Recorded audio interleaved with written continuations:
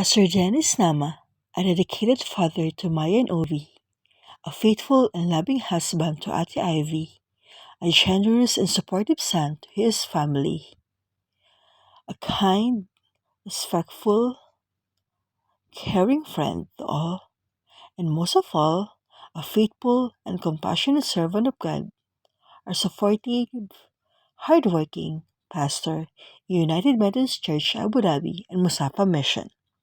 Mula po sa inyong UMCAD at Musafa Mission Family, kami po ay bumabati ng maligaya at mapagpalang 50 taon ng iyong kaarawan.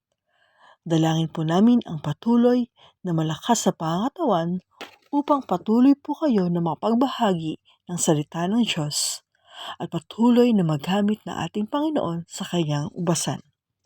Dalangin po namin na patuloy kayong patatagin ng ating Panginoon sa anumang hamon at pagsubok sa buhay at patuloy na igawad ang pag-iingat sa iyong trabaho at sa iyong buong pamilya.